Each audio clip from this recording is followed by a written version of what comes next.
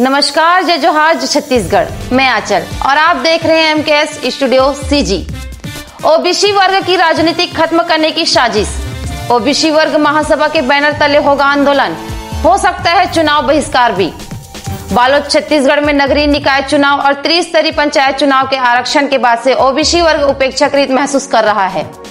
और आज छत्तीसगढ़ ओबीसी वर्ग महासभा के प्रदेश अध्यक्ष ने कहा कि यदि सरकार ने ओबीसी वर्ग के आरक्षण को लेकर कोई ठोस निर्णय नहीं लिया तो यहां पर आने वाले दिनों में जिले से लेकर प्रदेश स्तर तक बड़ा आंदोलन किया जाएगा। वहीं हम सरकार के फैसले से संतुष्ट हुए तो पूरा ओबीसी वर्ग यहां पर छत्तीसगढ़ में चुनाव का बहिष्कार कर सकता है। बालोद शहर के साहू सदन से मीडिया से चर्चा के दौरान पिछड़ा वर्ग महासभा ने अपनी समस्याओं को रखते हुए कहा कि सरकार ने पिछड़ा वर्ग महासभा के साथ गलत किया है और कहीं न कहीं ओबीसी वर्ग के लोग जो राजनीति से जुड़े हुए हैं उनकी राजनीति खत्म करने की यह साजिश है। आगे अपडेट के लिए हमारे न्यूज चैनल MKS स्टूडियो में बने रहे। कैमरामैन भूपेंद्र साहू के साथ। कि अभी वर्तमान में जो त्रिस्तरीय पंचायती राज चुनाव और नगरीय निकाय का जो चुनाव हो रहा है उसमें आरक्षण में ओबीसी वर्ग के साथ बहुत ही ज़्यादा अन्याय हुआ है। जैसे मैं अपने बालोद जिला की बात करता हूँ, बालोद जिला में 14 क्षेत्र है जिला पंचायत का। पिछले 2019 में 4 ओबीसी की सीट थी, इस समय 1 ओबीसी का सीट दिया गया है। जिला पंचायत अध्यक्ष में पूरे छत्तीसगढ़ में 1 भी सीट नहीं दिया गया। तो इसी सब को लेकर ओबीसी महासभा के बैनर तले हम सभी ओबीसी समाज एकजुट हैं और इसका हम विरोध कर रहे हैं। और साथ ही साथ आगे की रणनीति के लिए भी हम पूरी तरीके से तैयार हैं। विरोध प्रदर्शन पूरे पुरजोर तरीके से किया जाएगा। चंद्रेश सिरवानी, अध्यक्ष ब्लॉक कांग्रेस कमेटी बालोद। कि वर्तमान नगरीय निकाय एवं त्रिस्तरीय पंचायत चुनाव हेतु जो आरक्षण प्रक्रिया निर्धारित की गई है उससे हमारे ओबीसी समाज के लोगों में गहन आक्रोश व्याप्त है और ओबीसी महासभा छत्तीसगढ़ द्वारा उच्च न्यायालय में याचिका दायर की गई है। और इसके बावजूद यदि चुनाव होता है की प्रक्रिया प्रारंभ की जाती है तो हम लोग प्रदेश स्तर में एक बड़ा आंदोलन करेंगे और आगे चलकर हम ओबीसी महासभा के लोग चुनाव का बहिष्कार भी कर सकते हैं। साथ ही ओबीसी वर्ग के हित संवर्धन के लिए, उनके संरक्षण के लिए जो सामाजिक न्याय की अवधारणा के तहत हमारे संविधान में जो विभिन्न प्रावधान किए गए हैं उसके पालन के लिए जो हमारे विधायक सांसद पहल नहीं कर पा रहे हैं वर्तमान के लोग, तो आगामी समय में यदि उन्हें पुनः मौका मिलता है तो हम लोग उनका भी बहिष्कार कर सकते हैं। और इस तरह से हम लोग अपने हक के लिए निरंतर लड़ाई लड़ रहे हैं। सरकार द्वारा जो ये पिछड़ा वर्ग कल्याण आयोग गठित की गई थी उसकी अनुशंसाएं जो 54 बिंदुओं में बताई गई हैं वो आज तक सार्वजनिक नहीं की गई हैं और अध्यादेश के माध्यम से 3/4 आरक्षण को 50% आरक्षण में तब्दील कर दिया गया है, जिससे ओबीसी वर्ग का जो प्रतिनिधित्व है वो मारा जा रहा है। और ऐसे स्थिति में ये सरकार यह भी कहती है कि हम सामान्य सीटों में ओबीसी वर्ग के लोगों को उतारेंगे। विभिन्न राजनीतिक दल जो कह रहे हैं तो हमारा कहना है कि पहले हमारा वाजिब हक अधिकार जो होता है, हमारी हिस्सेदारी होती है, वो पहले हमें दें, उसके बाद वो पोषण की बात करें। और यहाँ तक कि शासन में बैठे जो ओबीसी वर्ग के ही हमारे जो प्रतिनिधि हैं, शासन में जो बैठे हैं मंत्रीगण वगैरह, इन लोगों का भी जो बयान गैर जिम्मेदाराना लगता है, हमें अविवेकपूर्ण लगता है और ये ओबीसी के हितों पर एक कुठाराघात है। शायद मैं समझता हूँ, मेरा एक संदेश है कि शायद वो अपना इतिहास नहीं जानते। पहले उनको अपना इतिहास जानना चाहिए और यदि वो अपना इतिहास नहीं जानते तो अपने समाज का क्या, अपना भला नहीं कर पाएंगे और उनका भविष्य का, उनके वर्तमान भी अंधकारमय होगा, ऐसा मेरा कहना है। शोषक वर्ग की जैसे कि सिद्धांत रहा है कि क्षणिक सुखों में उन्हें उलझाकर वास्तविक सुख से वंचित किया जाता है। ऐसा ही हमारे छत्तीसगढ़ शासन की नीति हमें लग रही है और लोग धर्म और समाज और राजनीतिक आस्था और भक्ति में जो लीन है उन्हें जागरूक होने की ज़रूरत है। ये आज का हमारा सोच है। मैं ओबीसी यज्ञदेव पटेल, महासचिव ओबीसी महासभा छत्तीसगढ़। देखिए, हमने जो पूर्व में रणनीति के तहत अभी तक सरकार को आगाह करने का प्रयास किया है, लेकिन इसके बाद भी अगर सरकार हमारी बातों को मानने से इनकार करती है तो बहुत जल्दी हम लोग राजधानी रायपुर में बड़ा आंदोलन करने की तैयारी में हैं।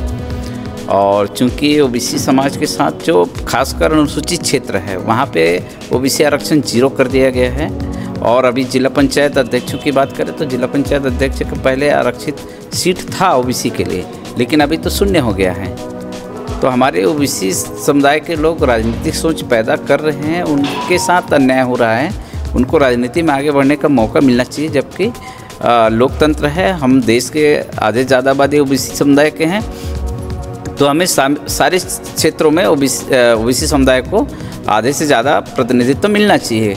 आरक्षण का आशय ये नहीं कि हम कोई ये खैरात का चीज़ है, ये कोई गरीबी उन्मूलन कार्यक्रम नहीं है, ये हमारा कॉन्स्टिट्यूशनल राइट्स है और जितने हमारी आबादी है उनके हिसाब से हमको हिस्सेदारी चाहिए। फिलहाल यदि सरकार आरक्षण में बढ़ोतरी नहीं कर सकती है तो कटौती भी ना करे, ये हमारा निवेदन है। आपके चैनल के माध्यम से हम सरकार तक ये बात पहुंचाना चाहते हैं। धन्यवाद ज्ञापित करते हैं आपको। मैं ओबीसी राधेश्याम, प्रदेश अध्यक्ष ओबीसी महासभा प्रदेश इकाई छत्तीसगढ़। जो होने जा रहे हैं उनकी जो आरक्षण की प्रक्रिया दी गई है वो बहुत ही भेदभावपूर्ण है। इस संबंध में अपनी बातें रखने के लिए आज ओबीसी महासभा जिला इकाई और प्रदेश इकाई द्वारा आज की प्रेस वार्ता आयोजित है। हमारे बीच हमारे प्रदेश के ओबीसी महासभा के प्रदेश अध्यक्ष राधेश्याम साहू जी और हमारे ओबीसी के विभिन्न पदाधिकारीगण, महिला मोर्चा अध्यक्ष जिला भगवती सोनकर जी, नगर अध्यक्ष चमेली साहू जी, हमारे प्रदेश सचिव पूर्णेश्वर देवांगन जी, हमारे ब्लॉक अध्यक्ष पवन साहू जी, चंद्रेश शिरवानी जी, शंभू साहू जी, अंचल साहू जी, ये सब उपस्थित हैं। और हमारे प्रदेश अध्यक्ष जी आज की इस प्रेस वार्ता को संबोधित करेंगे। इसके बाद मैं भी अपनी कुछ बातें, कुछ बिंदुओं पर प्रकाश डालना चाहूँगा। माननीय प्रदेश अध्यक्ष जी, हमारे गुरूर के भी ब्लॉक अध्यक्ष ओम प्रकाश साहू जी हमारे बीच उपस्थित हुए हैं। माननीय साहू जी। जी,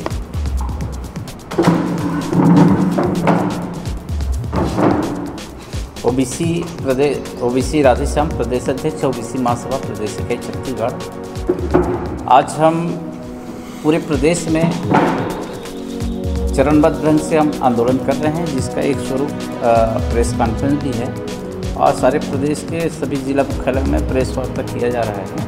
और इसी तारतम्य में हम बालोद जिला में भी प्रेस वार्ता कर रहे हैं। अब प्रेस वार्ता का बहुत ही संक्षिप्त उद्देश्य यही है कि हमने चरणबद्ध ढंग से जो आंदोलन किया, 13 दिसंबर को हमने सामान्य ज्ञापन सौंप करके सरकार को हमने निवेदन किया कि हमारी मांगों को त्रिस्तरीय पंचायत चुनाव और नगरीय निकाय चुनाव में जो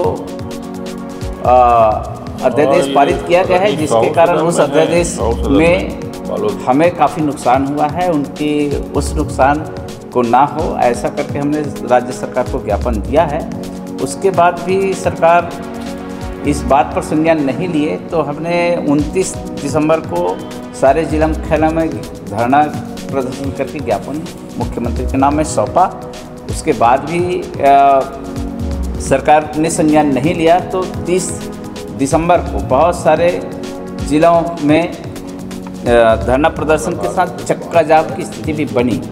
उसके बाद भी हमारे ज़िले में बहुत सारे जगहों में अभी भी धरना प्रदर्शन का दौर थमा नहीं है, चल ही रहा है। कल ही हमारा शक्ति जिला में धरना प्रदर्शन कार्यक्रम हुआ, जिसमें काफ़ी लोग आक्रोशित हुए ओबीसी समाज के। इस धरना प्रदर्शन का मुख्यतः बिंदु जो है त्रिस्तरीय पंचायत एवं नगरीय निकाय चुनाव के संबंध में जो भारत सरकार छत्तीसगढ़ सरकार द्वारा जो 3 दिसंबर 2024 को अध्यादेश पारित किया गया, उस अध्यादेश में जो ओबीसी समाज के लिए फाउंडेशन रखा वो बहुत ही अन्यायपूर्ण है और उस अन्याय को हम लोग अन्याय के कारण हम लोग काफ़ी आक्रोशित हैं।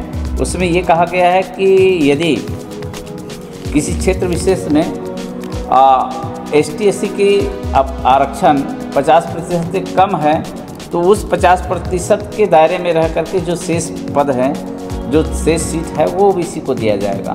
यहाँ पे तो कुछ लाभ मिला है 45 सीटों में, मगर जहाँ पर परंतु जोड़ा गया है ST/SC की आरक्षण जहाँ पर पहले से 50% से ऊपर है वहाँ पे ओबीसी आरक्षण शून्य हो गया है। इससे अनुसूचित क्षेत्रों में खासकर हमारे बालोद जिला में जैसे डौंडी ब्लॉक अनुसूचित क्षेत्र के अंतर्गत आते हैं, वहाँ ओबीसी आरक्षण शून्य हो गया है।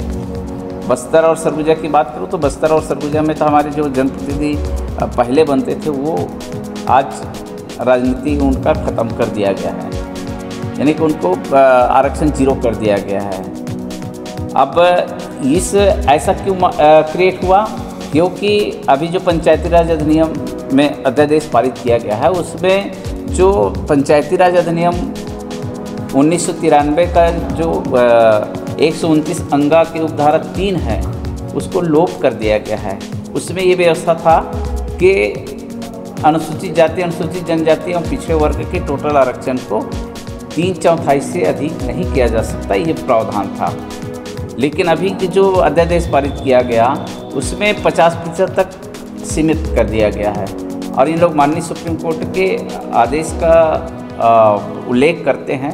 माननीय सुप्रीम कोर्ट ने 50% कैपिंग के साथ आरक्षण लागू करते समय ये स्पष्ट कहा था कि ये सिद्धांत प्रतिपादित किया गया था कि उस दूरस्थ क्षेत्र में निवासरत वहाँ के व्यक्तियों की विशेष परिस्थितियों को ध्यान में रख करके 50% की सीमा को शिथिल करके बढ़ाई जा सकती है, ये निर्देश है।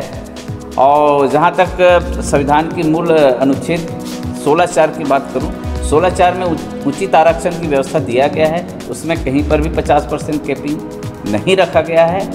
और सरकार द्वारा इस ढंग से हमारे साथ ओबीसी समाज के साथ खासकर बहुत ज़्यादा न्याय किए हैं।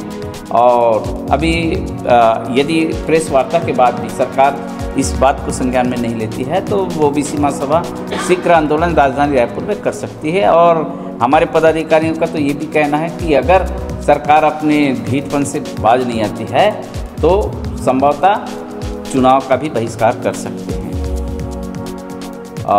इसी के साथ मैं आपके चैनल के माध्यम से सरकार को आगाह कराना चाहता हूँ।